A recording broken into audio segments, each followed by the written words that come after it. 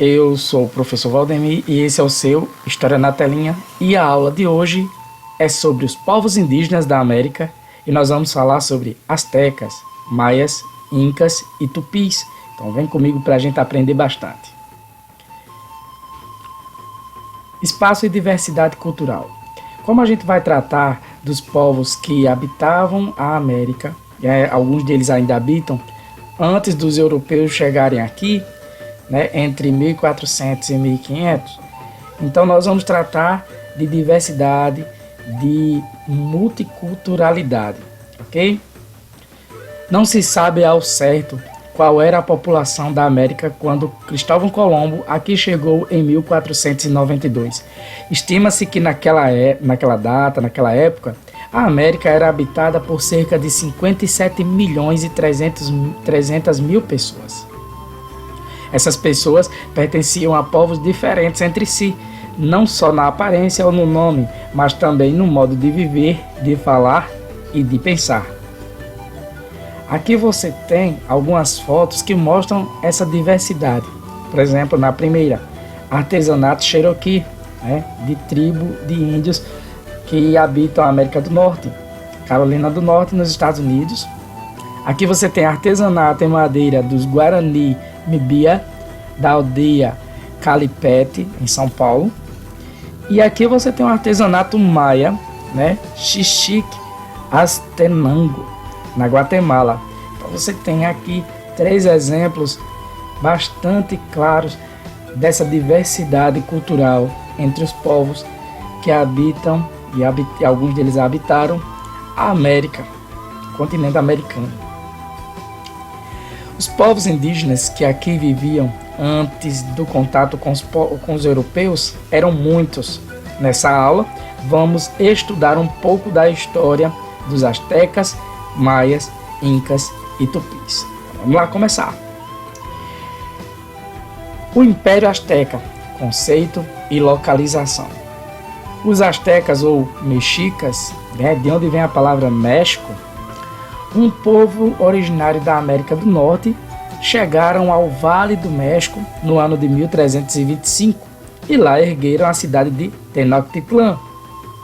Aos poucos, Tenochtitlan cresceu e os astecas se expandiram, dominando cidades e povos da região e formando, melhor dizendo, um império imenso, composto de uma diversidade de povos.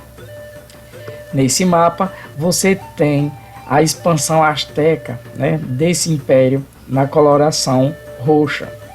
Você vai ter as principais cidades: Tenochtitlan, Tlaxcala, Puebla, Oaxaca, não sei a pronúncia, Tula, Tenochtitlan, Teotihuacan. Aqui é o Império Azteca em roxo. E mais ao lado, aqui o lado direito, você vai ter algumas pirâmides representando os núcleos maias, dos quais a gente vai falar mais à frente. O Império Azteca nunca foi uma unidade política. Era formado, na verdade, por povos com diferentes graus de subordinação aos astecas. Vejam em que grau.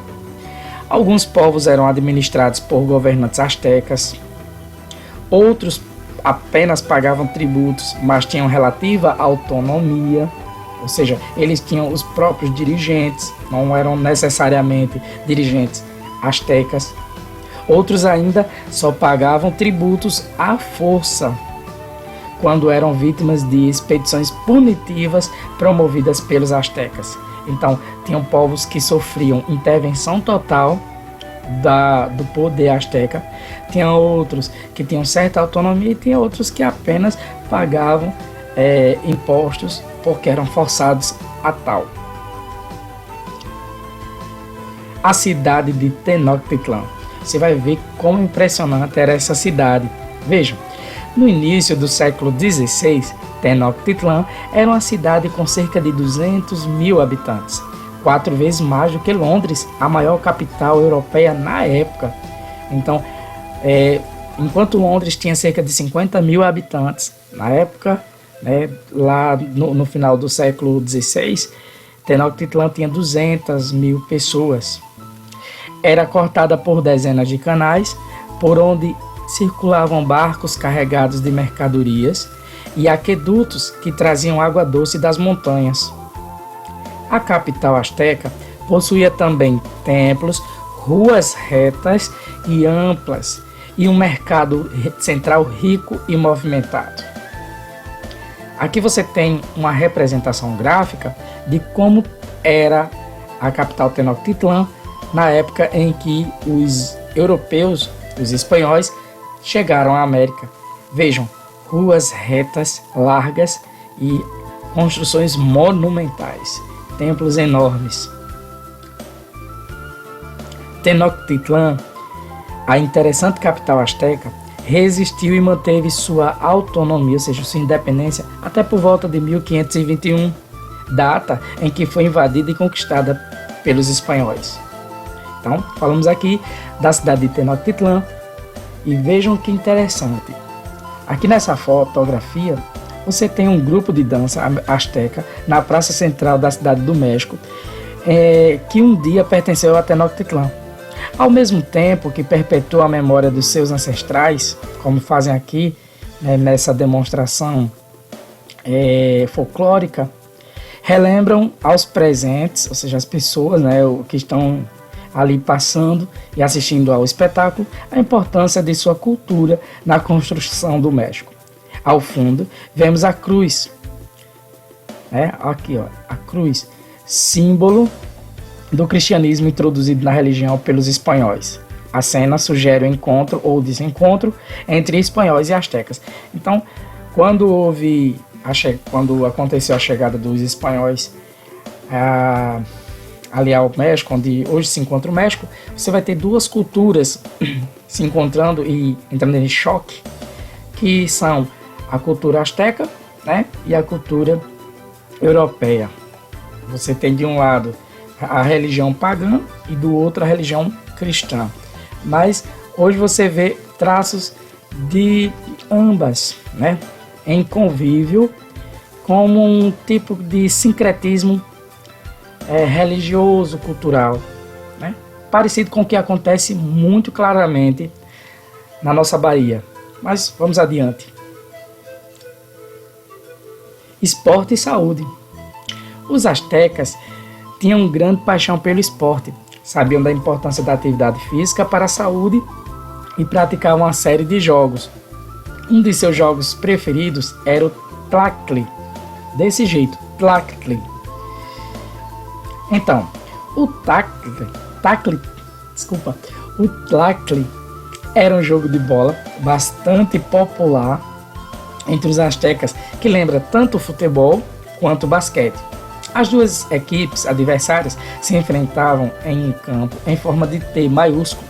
A bola era de borracha e bastante pesada e só podia ser tocada e lançada para com os joelhos ou os quadris.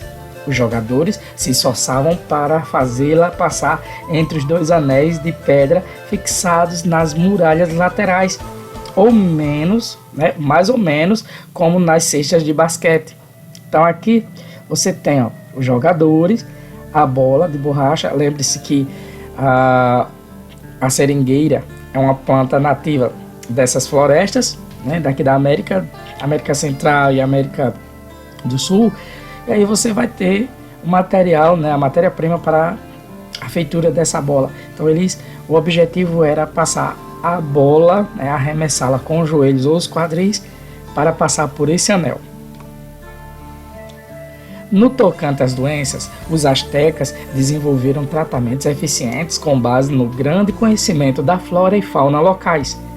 Médico do rei de espanhol, Felipe II, registrou cerca de 1.200 plantas usadas pelos astecas para fins medicinais. Os astecas sabiam curar fraturas, feridas e fazer remédios à base de gordura animal e plantas medicinais para os mais diversos fins. Interessante. E algumas doenças eram atribuídas à vontade dos deuses ou a feitiço. Para fazer frente a elas, os astecas usavam a adivinhação e a oração. Então aqui nós falamos da, da relação, né, dos astecas com a questão da sua saúde. Os maias. O berço da civilização maia, né, são as montanhas da Guatemala. Lá foram encontradas suas cidades mais antigas. Depois, os maias se deslocaram através da floresta tropical e ocuparam quase toda a Guatemala e as terras onde hoje fica o sul do México, Belize, parte de Honduras e de El Salvador. Neste mapa você tem na cor roxa, certo? A abrangência do domínio maia. Entre as principais cidades você tinha Chichén Itzá, Malapan, Uxmal, Tikal, Palenque e Copán. Tá? E se você comparar esse mapa com o mapa atual, você vai ver que sim, pegava parte do México, tá? Parte da Guatemala, Belize, né? Parte de Honduras e parte de El Salvador. Então, a região maia abrangia o que corresponde a esses países hoje. Inicialmente, os maias viviam da caça, pesca e coleta de vegetais da própria floresta. Posteriormente, domesticaram, ou seja, eles trouxeram para a sua cultura, né, para o seu convívio, plantas como milho, pimenta e feijão, e ergueram cidades. A agricultura tinha grande importância na vida dos maias e o milho era a base da sua alimentação. Eles comiam milho assado, cozido e na forma de farinha. Além do milho, cultivavam feijão, abóbora, algodão, cacau e abacate.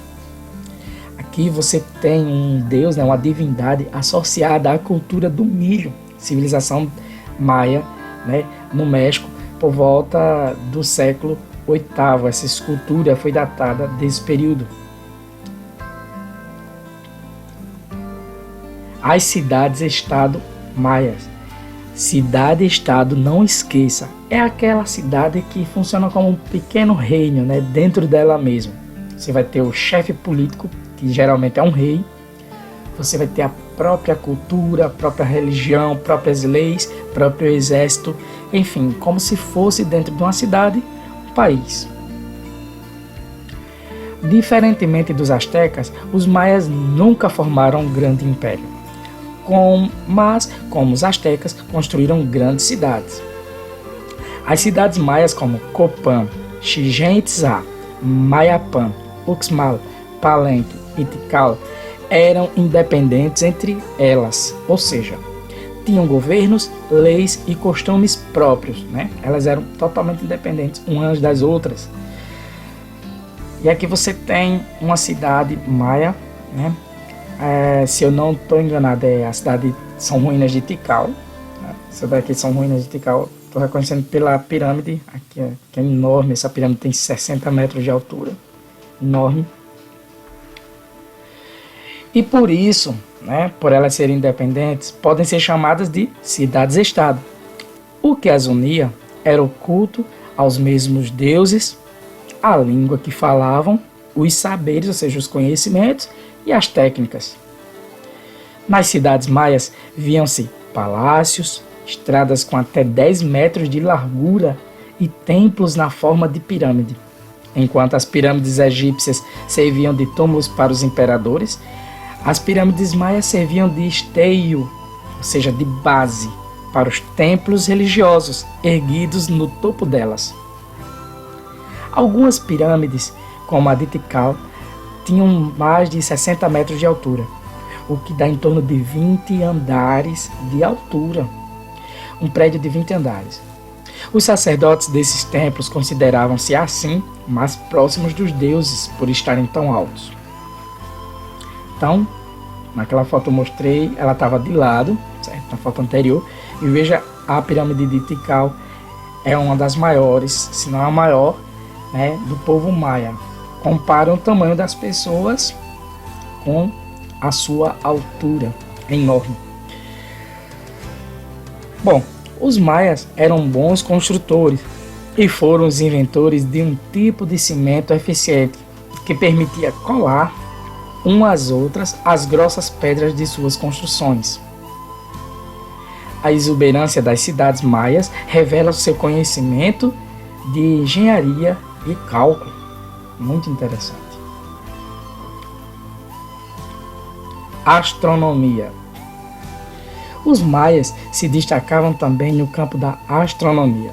Os astrônomos maias conseguiam prever os eclipses do Sol, descrever as fases de Vênus e calcular a duração do ano com bastante precisão. Ainda, eles possuíam 2 calendários, que interessante, e os utilizavam ao mesmo tempo. Um desses calendários era religioso e festivo, com cerca de 260 dias divididos em 13 grupos de 20 dias. O outro era um calendário solar formado de 365 dias, dividido em 18 grupos, tipo meses, de 20 dias. Tá? A semana deles seria 20 dias. Aliás, cada grupo, cada mês teria 20 dias, né? Mais 5 dias adicionais. A cada 52 anos, esses calendários se reencontravam no mesmo ponto de partida. O caracol, né, que eu vou mostrar nessa imagem aqui, ó. O caracol funcionava como um observatório de astronomia, um dos poucos edifícios circulares construídos pelos maias. O edifício tem esse nome devido a uma escadaria em espiral nele existente. Então, existe dentro, tá, uma escadaria em espiral que lembra um caracol, daí o nome caracol. Bom, a partir do ano 900, os maias abandonaram suas cidades e se espalharam pela região. O motivo por que isso aconteceu é desconhecido dos historiadores. As hipóteses levantadas são desastres naturais como epidemias, secas prolongadas e inundações, crises causadas pelos seres humanos como invasões violentas e ou levantes populares. Então não se sabe por qual motivo os maias desapareceram antes mesmo da chegada, né, cerca de 400 ou 500 anos antes dos europeus chegarem aqui à América Central. Ainda é um mistério. Os incas, vamos falar do terceiro povo, né, indígena americano. Um mito inca diz que os incas tinham origem divina, por isso eram chamados de Filhos do Sol, e que o Império Inca foi fundado por 2 personagens lendários, Manco Cápac e sua esposa Mama Ocilla, ou Ossia, se é a pronúncia. Então, conta a lenda que esses 2 aqui, né, como que fosse Adão e Eva, quem sabe um paralelo, né, bíblico, você tem os 2 pais fundadores da cultura do povo Inca. Hoje se sabe que por volta do ano 1400, os Incas viviam da agricultura e do pastoreio nas terras altas, temperadas e frias, onde ergueram a cidade de Cusco, no atual Peru. Então aqui você tem um mapa que mostra o apogeu do Império Inca em 1532, certo? No seu apogeu, ou seja, no seu ápice, o Império Inca se estendia de norte a sul por mais de 5.200 quilômetros e abrangia parte dos atuais Equador, certo? Ao norte, Peru, Bolívia, Chile e Argentina. Esse império chegou a ter cerca de 8 milhões de habitantes, 8 milhões de pessoas, tá? Então, nele ainda nós podemos ver nesse mapa.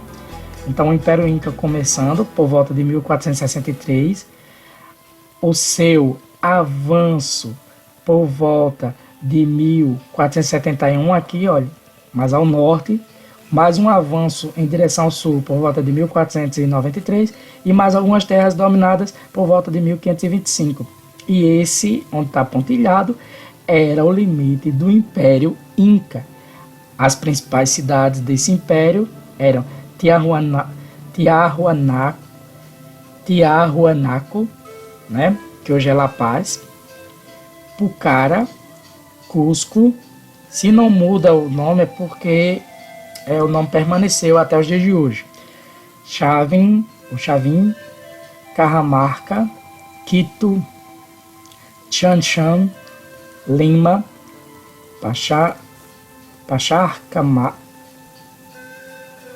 Pachacamac, Ica e Nazca. Essas eram as principais cidades, né? Cidades atuais estão aqui em pontos pretos. Vamos lá. Por meio da guerra ou de alianças com povos da região, os incas expandiram seus domínios e em 1438 fundaram um império. No contato com outras culturas, os incas assimilaram a língua quechua e a tomaram como língua oficial do império. Tá? A língua não era deles, mas eles se apropriaram dela como uma língua oficial. Depois, eles continuaram conquistando terras e povos ao norte e ao sul. Assim construíram o maior império indígena da América. O primeiro Sapa Inca, ou seja, imperador, chamava-se Pachacuti. As cidades incas. Entre as principais cidades do Império Inca estavam Cusco e Machu Picchu. A cidade de Machu Picchu é um exemplo da capacidade arquitetônica dos incas. Vejam nessa foto. É impressionante como eles construíram, porque essa construção fica em cima das montanhas que são muito elevadas. Você pode ver que são construções impressionantes, né? Bastante incríveis. Essa é a palavra. Erguida nas montanhas a cerca de 2.400 metros de altitude, ou seja, mais de 2 quilômetros acima do nível do mar. Sua construção intriga arqueólogos até hoje, pois os incas dispunham apenas de instrumentos rudimentares, nada tão sofisticado como o maquinário de hoje, né, ou mesmo as ferramentas que nós temos hoje, né, eficientes. Então as ferramentas que eles utilizavam eram muito básicas. Não tinham carroças nem animais capazes de transportar grandes pedras, como as que foram usadas na obra. Escadarias foram cavadas na própria montanha, ligando palácios, templos, casas e guarnições.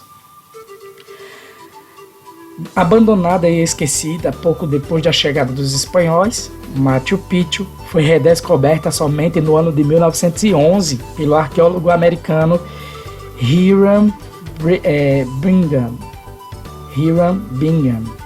que serviu de inspiração para Indiana Jones, o arqueólogo dos filmes de Hollywood. Esse arqueólogo americano, né, Hiram Bingham, ele serviu de inspiração para o personagem chamado Indiana Jones. Já assistiu a algum filme de Indiana Jones? Recomendo. Quando Bingham encontrou Machu Picchu, a cidade estava coberta pela vegetação da floresta, o que conservou as construções praticamente intactas. O quipu. O povo inca não desenvolveu a escrita, mas possui um interessante sistema de registro, o quipu. O quipu era um cordão no qual estavam amarrados vários cordões menores de cores e tamanhos variados, onde se faziam diferentes tipos de nós. O cordão onde outros cordões menores eram amarrados com nós de forma diferente e de tamanhos diferentes. Vamos ver como era mais ou menos isso, tá certo? Quipu. As cores dos cordõezinhos permitiam identificar os tipos de objetos. Os nós indicavam quantidades e datas. O nó mais próximo da ponta do cordãozinho correspondia à unidade. O seguinte referia-se às dezenas, e assim sucessivamente. Unidade, dezena, centena, unidade de milhar. Pelo quipu, o imperador tinha informações sobre a população, a administração e a economia. O quipu registrava tipos, quantidade de produtos armazenados, datas, número de pessoas, animais e armazéns existentes no império. o nome do armazém e da região representada, bem como outros detalhes. Era memorizado por especialistas treinados para essa tarefa, já que eles não tinham escrita.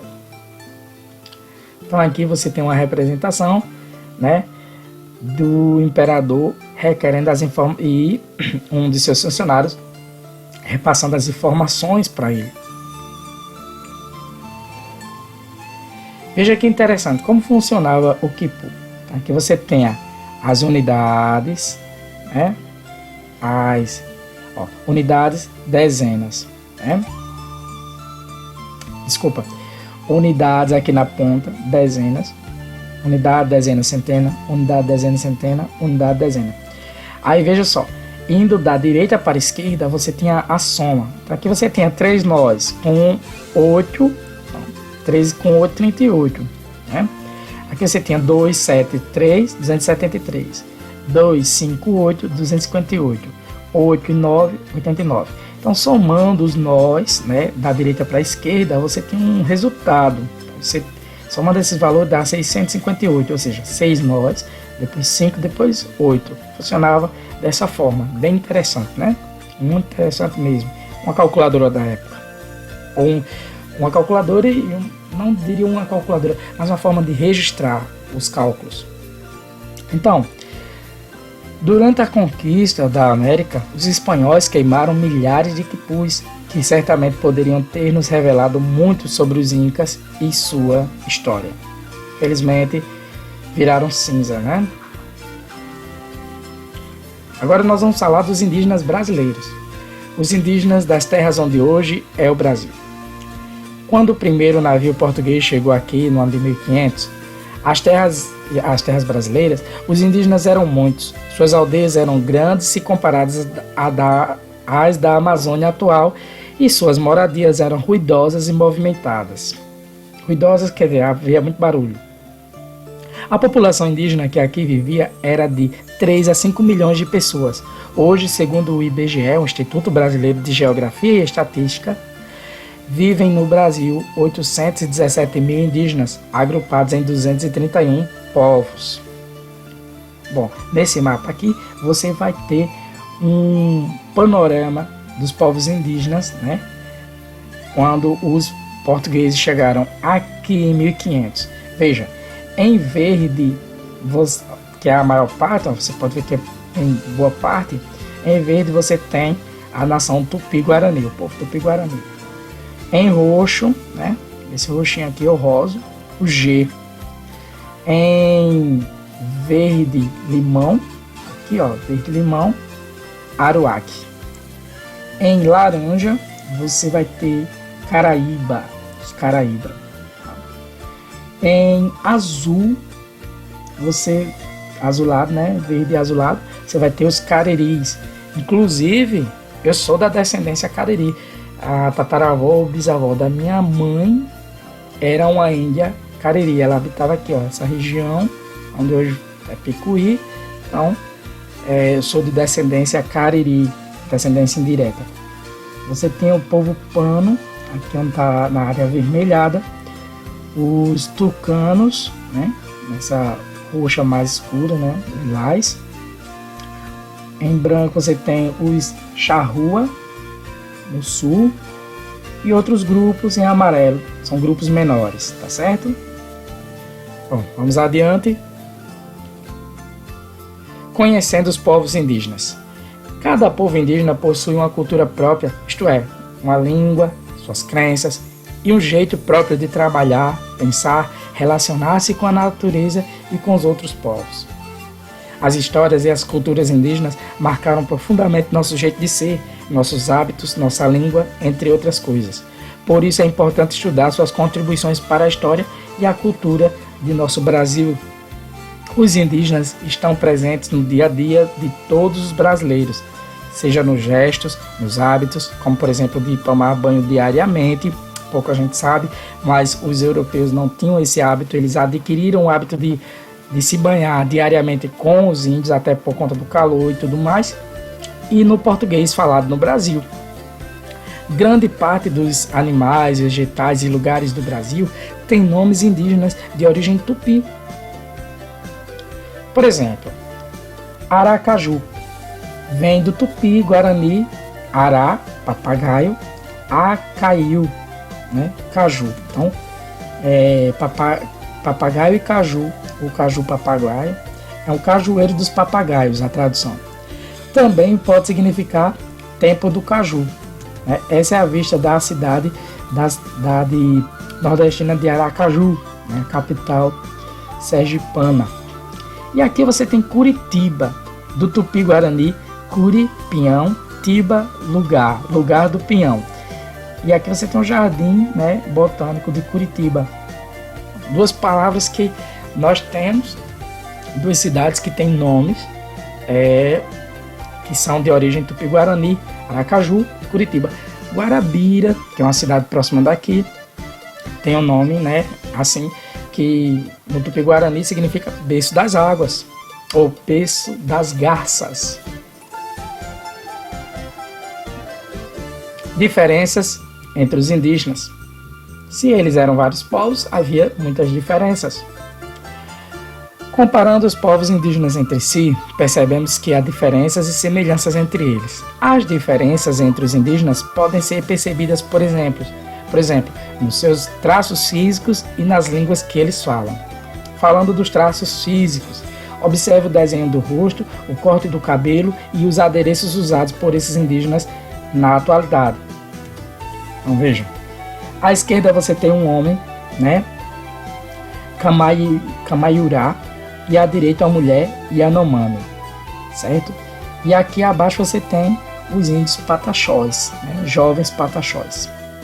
O que se pode dizer desses indígenas observando os traços físicos e cortes de cabelo, os enfeites que usam? Não há uma unidade, ou seja, não há um padrão. Cada índio, né, cada grupo indígena vai ter sua própria cultura, sua própria forma estética, né?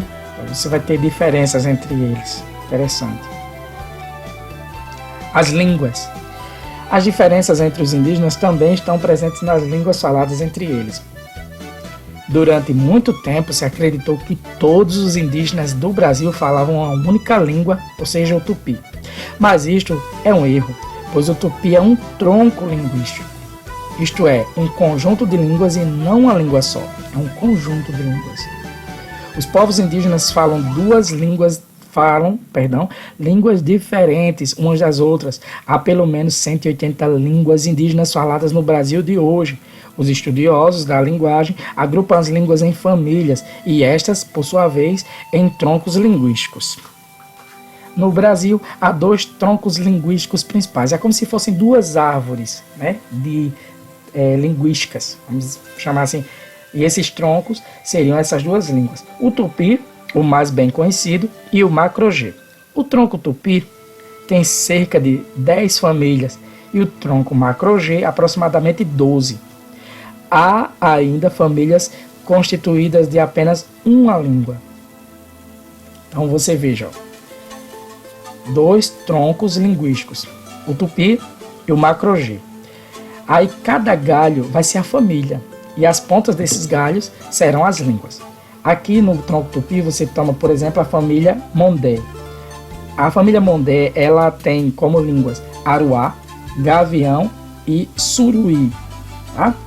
Já no tronco macro-G, no tronco linguístico macro-G, você tem um galho aqui, a família Machacali, e nas pontas desses galhos você vai ter as línguas Pataxó, Anhanhain, a Pataxó, simplesmente, e a Machacali, tá? Então você vai ter aqui como exemplos algumas línguas que foram faladas, tem muito mais, né, como foi falado. À esquerda você tem uma menina Calapalo, falante da língua tupi, essa aqui, ó, tá? E à direita um menino Bororo, falante de uma língua macro-G. Você pode ver até os traços físicos não são iguais, são semelhantes, mas não iguais. Semelhanças, falamos já de diferenças, Falemos agora das semelhanças entre os povos indígenas. Se por um lado há diferenças entre os povos indígenas, por outro há também semelhanças, isto é, um conjunto de características comuns que os diferencia dos demais povos. Por exemplo, a terra para os indígenas é de quem trabalha nela. Entre os indígenas, a terra é do conjunto de pessoas que vivem em cada aldeia. Enquanto um grupo estiver trabalhando numa área, essa área e seus frutos lhe pertencem.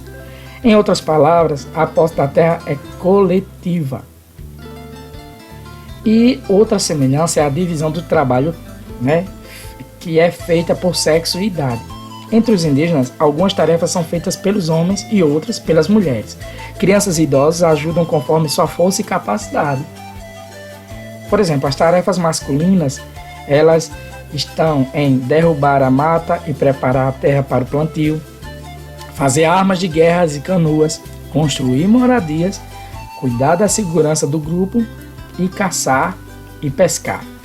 Tá? Então aqui você tem uma fotografia, de um detalhe de moradia Camaiurá, no Parque Xingu. Você tem um índio aqui na feitura dessa oca, no telhado. Já as tarefas femininas perfaziam plantar, acompanhar o crescimento da planta e colher, extrair frutos como castanha e pinhão, transportar produtos, fazer farinha, tecer redes, fazer cestos, vasos e outros objetos, preparar alimentos e cuidar das crianças. Aqui nessa fotografia você vê mulheres Iquipeng preparando o beiju a partir da mandioca. Elas são do Mato Grosso, essas índias. E na nossa sociedade, como é a posse da terra? Como vocês sabem, a posse da terra, ela se dá por meio de escrituras, que você pode adquirir por meio de compra ou de herança, e você pode construir ou plantar, fazer o que você quiser em sua terra. Bom, pessoal, essa foi nossa aula. Espero que vocês tenham gostado. Se tiver alguma dúvida, pausem o vídeo, voltem e vejam com muita atenção, tá ok? E, enfim, vocês sabem que estudar é preciso. Fiquem com Deus, um forte abraço e tchau, tchau.